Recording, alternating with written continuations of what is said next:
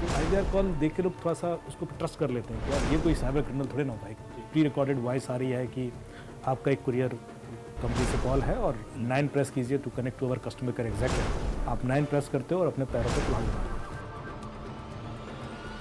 मेरी सोसाइटी का एक बंदा कांपते हुए मेरे पास आया कि साहब फ़ोन वोन बंद करके किसी और के नंबर से कॉल करके। मैंने क्या हुआ? बोले यदि मेरा फ़ोन बंद है तो पुलिस ढूंढ तो नहीं सकती मुझे। मैंने कहा ऐसा क्या हो गया?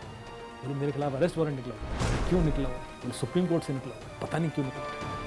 कई सारी ऐसी ऐप हैं जो लेजिट, जैसे team viewer, quick support, any desk, store से आप डाउन कोई भी कर सकते हैं। और 30-40% क्राइम इनकी वजह से होता है क्योंकि आपका स्क्रीन शेयर कर देते हैं। जब स्क्रीन शेयर गया तो आपका ओटीपी चला गया, आपकी डिटेल्स चले गए।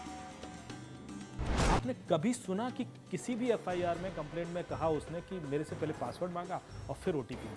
किसी भी क्रिमिनल ने आपसे कभी कोई पासवर्ड मांगा ही? They never ask your password. Password already उनके पास होता है। आए दिन साइबर फ्रॉड्स की कहानियां हम लोग सुनते रहते हैं। कभी किसी का सोशल मीडिया अकाउंट हैक हो गया तो कभी किसी का बैंक अकाउंट खाली हो गया। अब तो साइबर फ्रॉड्स नए नए तरीके ढूंढते हैं और हम आपको साइबर फ्रॉड्स की ऐसी कहानियों से जागरूक कराते हैं, सचेत कराते हैं। नमस्कार, मेरा नाम है ध्रुव मिश्रा और आज के हमारे एक्सपर्ट हैं अमित दुबे जी। अमित सर, बहुत बहुत स्वागत है आपका। तो अमित सर बताइए कि आजकल मार्केट में किस तरह के cyber fraud, latest cyber fraud active हैं? देखिए, सबसे जो बहुत पॉपुलर साइबर क्राइम अभी हो रहा है उसको हम बोलते हैं डिजिटल अरेस्ट, जो बहुत ज़्यादा हो रहा है। और कोई भी 6-6, 7-7 दिन तक अरेस्टेड हो जाता है, डिजिटली अरेस्टेड हो जाता है। इसको हम बोलते हैं घर से बाहर नहीं निकलता। क्रिमिनल जो कहता है बिल्कुल वही फॉलो करता है, किसी को बताता नहीं है। इतना डर जाता है कि लाखों करोड़ों रुपए पे कर देता है जी। तो एक एमएनसी है बेंगलोर में, जो नाम नहीं लूँगा मैं, उनके सीनियर वीपी ने 3.7 करोड़ पे कर दिया। और ये आईटी कंपनी है। इसके अलावा एक लॉयर है जो मुंबई में थी और उसने अपने कपड़े तक उतार दिए क्योंकि जो ये फर्जी पुलिस वाले बन के कॉल करते हैं आपको, उन्होंने कहा कि आप ड्रग लेते हैं, आपके कुरियर में ड्रग मिला है और हम आपको फिजिकली वेरीफाई करना चाहते हैं कि आपकी बॉडी पर वो सिम्टम्स हैं क्या, तो आपको कपड़े उतारना पड़ेगा, नहीं तो हम पुलिस भेज देंगे। तो उसने ऑनलाइन अपनी बॉडी पूरी शो की उनको और उसके उन्होंने वीडियो बना ली और फिर धमकी देने लगे, तो ब्लैकमेल करने लगे पूरी तरीके से। तो इसमें कई लेवल ऑफ क्राइम हो जाता है। आपको नॉर्मली एक आईवीआर कॉल आता है, तो आईवीआर कॉल देख के लोग थोड़ा सा उसको ट्रस्ट कर लेते हैं कि यार ये कोई साइबर क्रिमिनल थोड़े ना होगा। एक जी। प्री रिकॉर्डेड वॉइस आ रही है कि आपका एक कुरियर कंपनी से कॉल है और 9 प्रेस कीजिए to connect to our customer care executive. आप 9 प्रेस करते हो और अपने पैरों पे कुल्हाड़ी मार लेते हो। और उसके बाद जो होता है आपको खुद समझ में नहीं आता कि क्या हो रहा है। आपको बड़ा आश्चर्य होगा क्योंकि मैं जो एग्जाम्पल दे रहा हूँ आपको, ये लोग सारे प्रोमिनेंट लोग हैं, लॉयर हैं, सीनियर वीपीज हैं, पढ़े लिखे लोग हैं। ये कोई ऐसे लोग नहीं जिनको पता नहीं कि पुलिस कैसे काम करती है। और पुलिस को इम्पर्सोनेट कर कोई भी उनको इस हद तक डरा देता है कि वो अपनी गाड़ी कमाई ट्रांसफ़र किए जा रहे हैं और किसी से बताते नहीं। जब तक हमें पता पड़ता है 7-8 दिन हो चुके होते हैं, घर से बाहर नहीं निकलते, कैमरा हमेशा ऑन रहता है। तो ये बहुत ज़्यादा हो रहा है। हर दिन मेरे पास 3-4 केसेस आ रहे हैं, हर दिन। तो सर ऐसे केसेस में लोगों को कैसे जागरूक करें? देखिए, सबसे पहली बात जो ज़रूरी है लोगों को, क्योंकि हमारे यहाँ शायद पुलिसिंग सिस्टम के बारे में लोग बहुत ज़्यादा जानते नहीं, तो जो भी पुलिस बन के कॉल करता है उस पर एक डिफ़ॉल्ट ट्रस्ट क्रिएट हो जाता है। आपने देखा होगा कि मेरे फादर को कॉल आया, पुलिस जो हमारे मुंबई कमिश्नर थे पुराने, उनकी फ़ोटो लगी हुई। मैं तो फोटो देखते पहचान गया, मैंने तो कमिश्नर साहब है, ऐसे कैसे कोई कॉल कर रहा है। फिर गौर से देखा तो +92 का नंबर है, तो पाकिस्तान का नंबर है।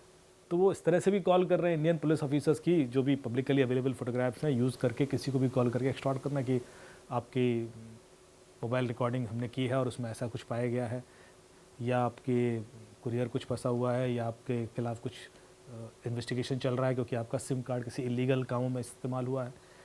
कुछ भी एक कारण बता के आपके पासपोर्ट को लेकर या सिंपल आरटीओ ऑफिस का चालान ही है, आपको डरा धमका कर पैसे वसूलना। पुलिस ऐसे कॉल करती है जनरली? पहली बात, पुलिस कभी कॉल नहीं करती। पुलिस कभी ऐसे कॉल करके किसी को ना तो नोटिस दे सकती है, ना पुलिस ऑनलाइन रिकॉर्डिंग या स्टेटमेंट के लिए अधिकृत है। जब तक कोर्ट ये नहीं बोलता, पुलिस ऐसा नहीं कर सकती। और कोर्ट भी तब बोलेगा जब ऐसा कोई कारण है कि जो सस्पेक्ट है या जो विक्टिम है, जिससे भी आप बातचीत कर रहे हो, वो किसी वजह से थाने नहीं आ पा रहा है या फिजिकल इंटरोगेशन नहीं हो सकता, इन्वेस्टिगेशन नहीं हो सकता, तो फिर कोर्ट अलाउ करता है कि आप ऑनलाइन कर लीजिए। लेकिन ऐसा इतना कॉमन नहीं है कि किसी को भी आप रैंडमली कॉल करके बोलें कि साहब आपके खिलाफ इन्वेस्टिगेशन चल रहा है और आपके खिलाफ अरेस्ट वारंट है। मेरी सोसाइटी का एक बंदा कांपते हुए मेरे पास आया कि साहब फ़ोन वोन बंद करके किसी और के नंबर से कॉल करके। तो मैंने क्या हुआ? बोले यदि मेरा फ़ोन बंद है तो पुलिस ढूंढ तो नहीं सकती मुझे। तो मैंने कहा ऐसा क्या हो गया? बोले मेरे खिलाफ अरेस्ट वारंट निकला हुआ है। तो मैंने क्यों निकला हुआ है? बोले सुप्रीम कोर्ट से निकला हुआ है, पता नहीं क्यों निकला है। मैंने कॉपी है आपके पास? बोले हाँ। उसने कॉपी दिखाई, बड़ी ऑथेंटिक सी कॉपी दिखी मुझे। फिर मुझे डाउट लग गया क्योंकि सुप्रीम कोर्ट अरेस्ट वारंट नहीं निकालता है ऐसे छोटे मोटे मामलों में, तो कभी सुप्रीम कोर्ट तक कोई जा ही नहीं सकता जी। तो मैंने कहा सुप्रीम कोर्ट से कैसे निकला, कैसे पता आपको सुप्रीम कोर्ट से निकला है? बोले मुझे ऑनलाइन लिंक आया है, सुप्रीम कोर्ट की वेबसाइट से मैंने डाउनलोड किया है। मैंने नाम सर्च किया तो मेरा वारंट था। तब मैंने इन्वेस्टिगेशन शुरू किया तो जो वेबसाइट थी वो फर्जी थी, वो क्लोन वेबसाइट है सुप्रीम कोर्ट। अच्छा, क्लोन वेबसाइट तक होती है? पूरी की पूरी सुप्रीम कोर्ट की वेबसाइट क्लोन कर ली एज इट इज लुकिंग। वो SCI करके कुछ SCI.gov.in वेबसाइट है सुप्रीम कोर्ट ऑफ इंडिया की, तो SCI.govt.india.com.in करके उन्होंने कुछ डोमेन ले लिया था और उस डोमेन पर वही वेबसाइट खुलती थी। फिर हमने वो टेक डाउन भी कराई। लेकिन अब आपको कोई एकदम से लिंक भेज दे और उसमें सुप्रीम कोर्ट ऑफ इंडिया के जजेस वगैरह सब दिख रहे हैं और ऑथेंटिक वेबसाइट है, लिंक आप पता नहीं होता क्योंकि आप डेली तो खोलते नहीं, और आपसे कहे अपना नाम सर्च कीजिए, उसमें आप सर्च करते हो और आपका वारंट दिख जाता है, तो अब आप डाउट नहीं करेंगे और उसके बाद और ट्रैप होते चले जाएंगे कि अब। तो सर, ऐसी जो फर्जी वेबसाइट्स होती है उसको वेरीफाई कैसे करें कि ये असली है या नकली है? बहुत सिंपल तरीके हैं और मैं कई बार बताता हूँ लोगों को ये थोड़ा सा चेक कर लेना चाहिए। और न सिर्फ इस तरह की सिचुएशन में, ई-कॉमर्स में भी जब हम कोई वेबसाइट से होटल बुकिंग कर रहे हैं, हेलीकॉप्टर बुकिंग कर रहे हैं, केदारनाथ की है यहाँ की, और उस पर लोग लुट जाते हैं क्योंकि रैंडम सर्च करते हैं और वो जो वेबसाइट दिखती है उसी पर बुकिंग कर देते हैं, पैसे डाल देते हैं। कैसे पता करेंगे कि ये ऑथेंटिक है या नहीं है? सिंगापुर जा रहे हैं, क्रूज़ बुक कर रहे हैं, लुट गए लोग। अब उनको यही नहीं पता कि ये ऑथेंटिक है या नहीं है, कोई हेल्प भी नहीं कर पाता ऐसी सिचुएशन में। तो सिंपल सा तरीका है, आप उसके हु इज़ डिटेल्स चेक करें। तो उसके लिए एक एप्लीकेशन भी सजेस्ट कर सकता हूँ मैं, ताकि आपको ज़्यादा दिमाग ना लगाना पड़े। मोबी आर्मर करके एक ऐप है, armor.mobi वेबसाइट पे जाएं तो उसमें प्ले स्टोर और ऐप स्टोर दोनों का लिंक मिल जाएगा।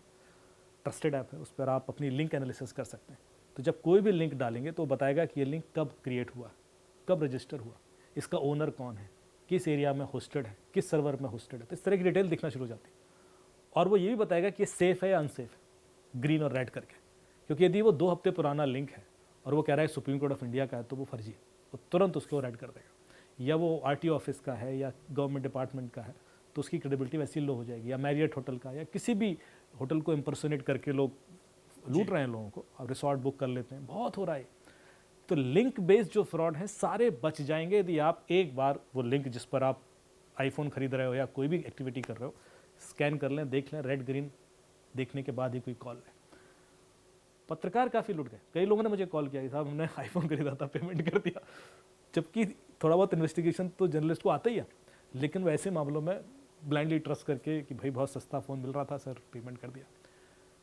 सो मोबी आर्मर एक एप्लीकेशन है जिसमें आप हर तरह के लिंक एनालिसिस कर सकते हैं, हर तरह के QR कोड एनालिसिस कर सकते हैं।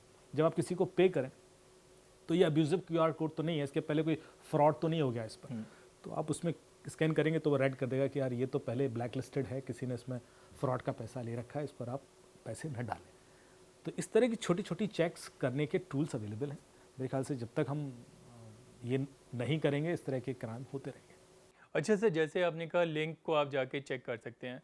सपोज आपके पास लिंक्स आते हैं, जॉब पोर्टल से आते हैं लिंक्स, आपके पास ITR रिटर्न के लिंक्स आ जाते हैं, बिल्कुल। और आपने लिंक पे क्लिक कर दिया, तो क्या लिंक पे क्लिक करते ही हमारा डेटा कॉम्प्रोमाइज़ हो सकता है या उसमें फर्दर प्रोसेस करने पे हमारा डेटा कॉम्प्रोमाइज़ होता है? मैं आपको एक लिंक बताता हूँ, privacy.net/analyzer। आप अपने दर्शकों को खोल के दिखाना, मोबाइल पे कोई भी खोल ले, privacy.net/analyzer। उसमें जैसी पेज वेबसाइट खुलेगी, नीचे एक बटन होगा स्टार्ट टेस्ट, उसको आप क्लिक करेंगे तो आपकी बहुत सारी डिटेल सामने आपको दिखा देगा। बिना आपकी परमिशन के वो सारी डिटेल उसने आपके फ़ोन से चुरा ली, आपसे कोई परमिशन नहीं मांगी। और जब ये वेबसाइट कर सकती है तो कोई भी कर सकता है।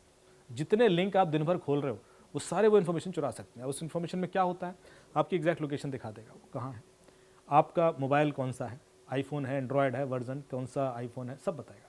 आपका सिम कार्ड कौन सा है, वोडाफोन है, एयरटेल है, आइडिया है, BSNL है, वो बता देगा। आपका बैटरी स्टेटस क्या है, कितना चार्ज है, 20%, 30%, आपका ब्राउज़र वर्जन क्या है, आपके एप्लीकेशंस कौन कौन सी है फ़ोन में। सो बहुत सारी ऐसी डिटेल जिसमें बिना परमिशन के भी आप एक लिंक भेजकर कैप्चर कर लेते हो। ये तो हम डे टू डे देखते रहते हैं।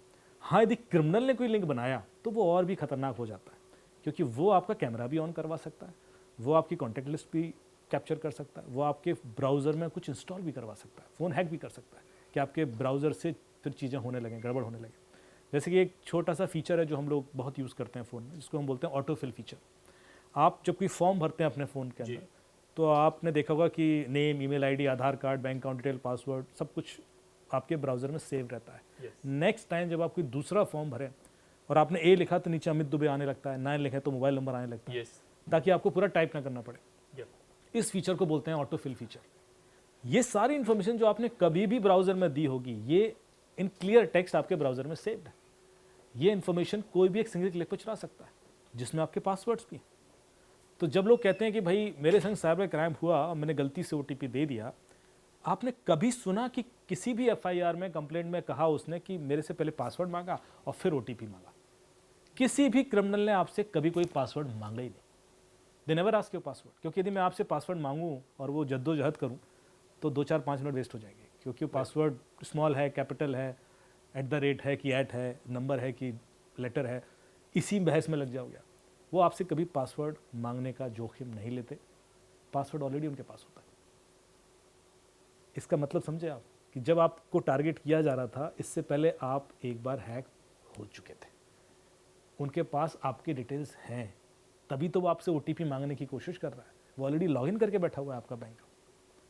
तो ये चीज़ लोगों को समझ में आनी चाहिए कि जब आप साइबर क्राइम का शिकार होते हो, उससे पहले आप मल्टीपल टाइम्स ऑलरेडी आपके संग या तो डेटा थेफ्ट हो चुका होता है या कोई प्लगइन आपके फ़ोन में इंस्टॉल हो चुका होता है। जब लोग आते हैं मेरे पास कि साहब मुझे कोई अलर्ट नहीं आया, SMS नहीं आया, कुछ भी नहीं पता मुझे, मेरा पैसा निकल गया, मुझे पता होता है क्या हुआ है, क्योंकि आपने कभी रैंडमली कोई एप्लीकेशन इंस्टॉल की है, उसने आपके OTPs पढ़े और बाहर भेजे।